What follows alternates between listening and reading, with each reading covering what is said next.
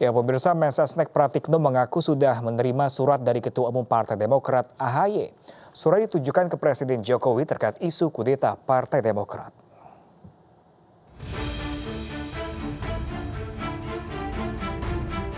Pihak istana mengaku sudah menerima surat dari Agus Harimurti Yudhoyono selaku Ketua Umum Partai Demokrat. Surat ditujukan ke Presiden Joko Widodo terkait isu kudeta Partai Demokrat.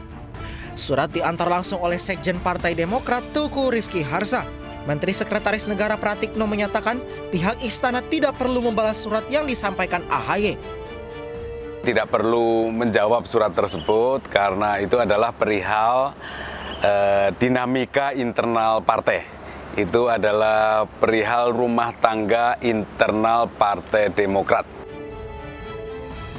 Sebelumnya, Ketua Umum Partai Demokrat Agus Harimurti Yudhoyono mendapat laporan gerakan pengambil alihan kepemimpinan Partai Demokrat secara paksa dari sejumlah kader pusat maupun daerah. Sejumlah nama yang diduga terlibat pun disebutkan secara gamblang, termasuk nama-nama di lingkup pemerintahan Kabinet Indonesia Maju. Gerakan upaya pengambil alihan paksa kepemimpinan Partai Demokrat dilakukan secara sistematis. Melibatkan 5 orang mulai dari kader Demokrat aktif, kader nonaktif 6 tahun, mantan kader yang diberhentikan dengan tidak hormat karena korupsi 9 tahun lalu, mantan kader yang keluar sejak 3 tahun lalu, hingga pihak non-partai yaitu pejabat tinggi di lingkaran Jokowi.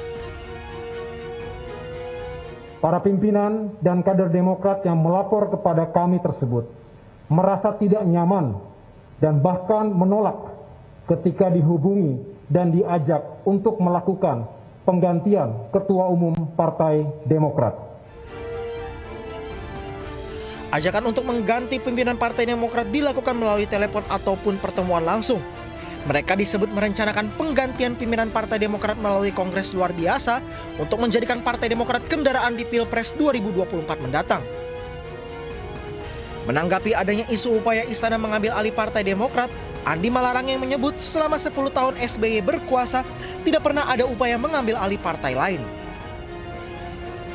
Selama 10 tahun pemerintahan Pak SBY, tidak pernah ada upaya dari lingkaran istana untuk mengutak-atik dan mengambil alih secara paksa kepemimpinan partai orang lain dengan jaringan kekuasaan dan uang.